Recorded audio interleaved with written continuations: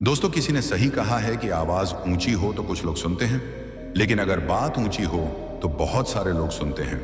नमस्कार दोस्तों, Buddha hub YouTube channel में आपका दिल से स्वागत है। एक छोटी सी कहानी। ये कहानी एक लड़के की 24 साल का लड़का जो सेठ के यहाँ पर नौकरी करता था। उसके माँ बाप इस दुनिया में नहीं थे। जिंदगी बड़ी परेशानी में चल रही थी।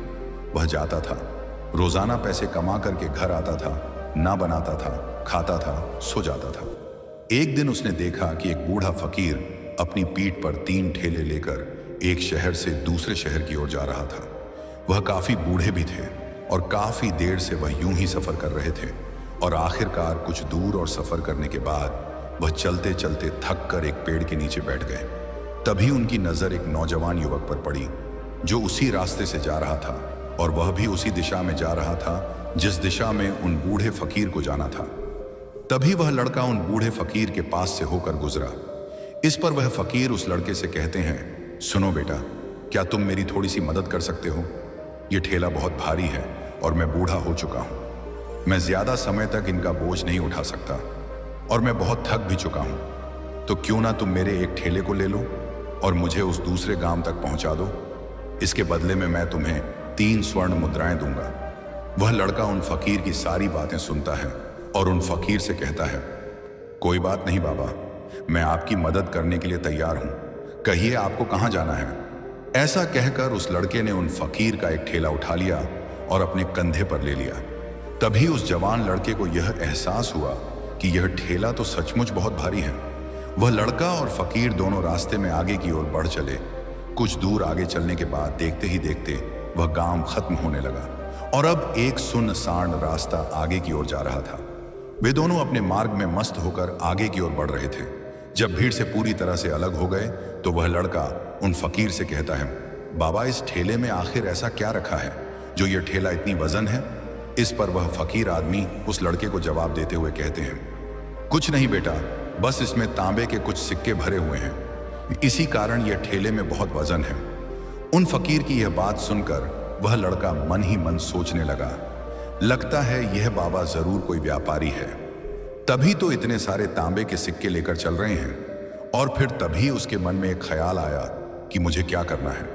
मुझे तो खाली यह ठेला दूसरे गांव तक पहुंचा है। बस इतना ही। जैसे ही उसके मन में यह ख्याल आया, उसने तांबे के सिक्कों का वह ख्याल मन से निकाल दिया और अपनी धुन में मस्त होकर वह आगे की ओर चलने लगा। चलते चलते कुछ और समय बीता और वे दोनों एक नदी के किनारे जा पहुंचे। वह लड़का हट्टा कट्टा था और काफी चुस्त और तंदुरुस्त भी था, इसलिए वह बिना सोचे समझे उस नदी में उतर जाता है। किंतु वह फकीर अब भी किनारे पर ही खड़े थे। इस पर वह लड़का उन फकीर से कहता है, क्या हुआ बाबा, चलिए आइए, हमें यह नदी पार करनी होगी, तभी तो हम उस गांव तक पहुंच पाएंगे। इस पर वह फकीर उस लड़के से कहते हैं, मैं जानता हूं बेटा कि हमें यह नदी पार करनी होगी, लेकिन जैसा कि तुम जानते हो मैं अब बूढ़ा हो चुका हूं और 2-2 ठेले लेकर मैं यह नदी पार नहीं कर सकता। कहीं मेरा पांव फिसल गया तो क्या होगा? क्या तुम मेरी एक और गठरी ले सकते हो? मैं तुम्हें इसके बदले भी 3 स्वर्ण मुद्राएं दूंगा। इस पर वह लड़का मुस्कुराते हुए उन फकीर से कहता है, बाबा, आप मुझे शर्मिंदा कर रहे हैं। यदि आप मुझे स्वर्ण मुद्राएं ना भी दें तो भी मैं आपका कार्य अवश्य करूंगा। मैं आपको उस दूसरे गांव तक जरूर पहुंचाऊंगा। इस पर वह फकीर मुस्कुराते हुए उस लड़के से कहते हैं, बेटा, तुम तो बड़े ही भले इंसान लगते हो। इतना कहकर उन्होंने वह दूसरी गठरी भी उस लड़के को थमा दी। उस लड़के ने जब वह दूसरी गठरी अपने कंधे पर रखी तो वह गठरी भी उसे बहुत ज्यादा भारी लगी, लेकिन उसने वहां पर कुछ नहीं कहा। जैसे तैसे उन दोनों ने नदी पार की। नदी पार करने के बाद बातों बातों में ही उस लड़के ने उन फकीर से कहा, बाबा, आखिर इस दूसरी गठरी में क्या है? यह गठरी भी बहुत वजन है। इस पर वह फकीर उस लड़के को जवाब देते हुए कहते हैं, बेटा, इसमें चांदी के सिक्के हैं, इसी कारण यह गठरी भी बहुत वजन है। उन फकीर की यह सारी बातें सुनकर अब उस लड़के का दिमाग तेजी से काम करने लगा था। वह यह सोच रहा था कि एक ठेले में तांबे के सिक्के हैं और दूसरी में चांदी के। ऐसा प्रतीत होता है मानो यह फकीर बाबा कहीं दूर से आ रहे हैं और उन्होंने अपनी सारी जमीन जायदाद बेचकर यह सारे सिक्के इकट्ठे किए हैं, तभी तो वह इतना धन लेकर चल रहे हैं। लेकिन वह लड़का उन फकीर से कुछ नहीं कहता और वे दोनों चुपचाप मार्ग में आगे की ओर बढ़ते चले जाते हैं। कुछ दूर आगे बढ़ने के बाद एक बार फिर एक सुनसान राह आती है। उस सुनसान रास्ते को देखते ही उस लड़के के मन में तरह तरह के विचार उत्पन्न होने लगे। वह यह सोचने लगा, अरे यह तो सुनसान जगह है, अगर मैं ये सिक्के लेकर यहां से भाग जाऊं तो ये फकीर मुझे कब तक दौड़ाएंगे। मुझे नहीं लगता कि मुझे कभी पकड़ पाएंगे, और यहां पर कोई है भी नहीं जो इनकी मदद कर पाए। और वैसे भी ये बहुत सारे सिक्के हैं, मैं इनसे एक अच्छी दुकान खरीद सकता हूं, अपना नया व्यापार शुरू कर सकता हूं। और वैसे भी ये बूढ़ा फकीर अब इन पैसों का क्या करेगा, इससे अच्छा तो मैं ही इन्हें रख लेता हूं। वह लड़का यह सब बारे में सोच ही रहा था, तभी अचानक उसे खुद पर आश्चर्य हुआ। अरे मैं ये क्या सोच रहा हूं, ये फकीर बाबा न जाने कहां से आ रहे हैं और क्या खर्च करके इन्होंने इतने सारे पैसे इकट्ठा किए होंगे। मुझे इनका फायदा नहीं उठाना चाहिए, नहीं नहीं, मुझे ऐसा नहीं करना चाहिए। उसने कुछ देर के लिए तो अपने मन के विचारों को काबू कर लिया, लेकिन कुछ देर बाद उसके मन के विचार उस पर देखते ही देखते हावी होने लगे। वह लड़का 2 ठेले लेकर उन फकीर के पीछे पीछे चल रहा था, और कुछ दूर आगे चलने के बाद एक पहाड़ी आई। इस पर वह फकीर बाबा उस लड़के से कहते हैं, बेटा, यह पहाड़ी मैं नहीं चढ़ पाऊंगा, मैं काफी बूढ़ा हो चुका हूं और मेरे घुटनों में भी दर्द रहता है। यदि तुम मेरी तीसरी गठरी भी ले लो तो मैं तुम्हें 3 और स्वर्ण मुद्राएं दूंगा, लेकिन याद रखना इसे कहीं गिराना मत, कहीं यह गठरियां खुल ना जाए। इस पर वह लड़का उन फकीर से कहता है, क्यों बाबा, आखिर इसमें ऐसा क्या है। इस पर वह फकीर उस लड़के से कहते हैं, बेटा, इसमें स्वर्ण मुद्राएं हैं। यह सुनकर वह लड़का मन ही मन बहुत प्रसन्न हुआ। उसने चुपचाप वह गठरी भी उन फकीर से ले ली, और देखते ही देखते वे दोनों मार्ग में आगे की ओर बढ़ने लगे। अब वह फकीर बिना कोई वजन लिए हुए आराम से पहाड़ की चढ़ाई पर चढ़ रहे थे, किंतु वह नौजवान लड़का जो पीछे था वह वजन के कारण बहुत धीरे धीरे चल पा रहा था। लेकिन जब से उसने सोने का नाम सुना था उसका मन तो छलांग मार रहा था। वह मन ही मन सोच रहा था, अगर मुझे यह सारा धन मिल जाए तो मेरा पूरा जीवन तो आराम से कट जाएगा। वैसे भी ये बाबा तो बूढ़े हो चुके हैं, भला इन्हें इतने पैसों की क्या जरूरत है, इनका जीवन तो वैसे भी कट चुका है। मैं एक काम करता हूं, ये सारे पैसे लेकर यहां से भाग जाता हूं। लड़के के मन में अनगिनत विचार उठ रहे थे। लड़के का मन अब उसकी बुद्धि पर पूरी तरह से हावी हो चुका था, और उस लड़के का मन अपनी बात को सही साबित करने के लिए उससे कुछ भी कह रहा था। और तभी उस लड़के के मन में एक और विचार उत्पन्न हुआ, और अब की बार वह लड़का यह सोच रहा था, लगता है यह फकीर बाबा कोई चोर है, वरना इनके पास इतनी सारे स्वर्ण मुद्राएं कहां से आएंगे। अगर यह कोई व्यापारी होते तो भला यह इस तरह से पैदल यात्रा तो नहीं करते, और अगर इनके पास इतने सारे पैसे थे तो यह कोई ना कोई साधन भी तो अवश्य कर सकते थे। लगता है यह कोई चोर है, और चोर से चोरी करने में भला क्या बुराई है। यह सोचता हुआ वह लड़का अब उन फकीर से तेजी से आगे की ओर बढ़ रहा था, और देखते देखते वह फकीर से आगे भी निकल चुका था। और वह यह सोच रहा था कि जैसे ही इस पहाड़ की ढलान आएगी मैं 3 गठरियां लेकर भाग जाऊंगा, इससे यह सारे पैसे मेरे हो जाएंगे और मेरी गरीबी भी हमेशा हमेशा के लिए दूर हो जाएगी। मैं जो चाहूंगा मैं वो कर पाऊंगा, मेरे पास बहुत सारा धन होगा। और देखते देखते वह दोनों पहाड़ की चोटी पर पहुंच गए, और अब ढलान का रास्ता शुरू होने वाला था।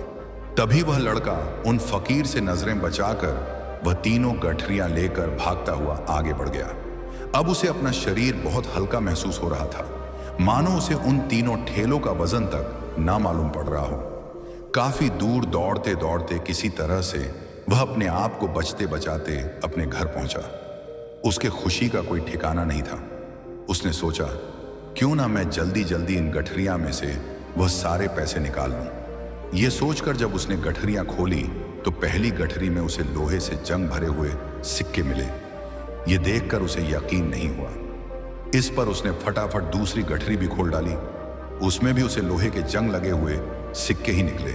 यह सब देखकर वह लड़का बड़ा हैरान था। आखिर यह सब क्या हो रहा है? उन फकीर ने तो मुझसे और ही कुछ कहा था। अब उसने वह सोने वाली गठरी खोली और उसमें भी लोहे के जंग लगे हुए सिक्के ही निकले। यह देखकर वो लड़का बड़ा क्रोधित हुआ। उसने सोचा, उन फकीर ने मुझसे झूठ क्यों कहा? उन्होंने मुझसे ऐसा क्यों कहा कि एक में तांबे के सिक्के हैं, एक में चांदी के और तीसरे में स्वर्ण मुद्राएं हैं। वह यह सब सोच ही रहा था कि तभी उसकी नजर उस थैले में पड़े एक पत्र पर पड़ी।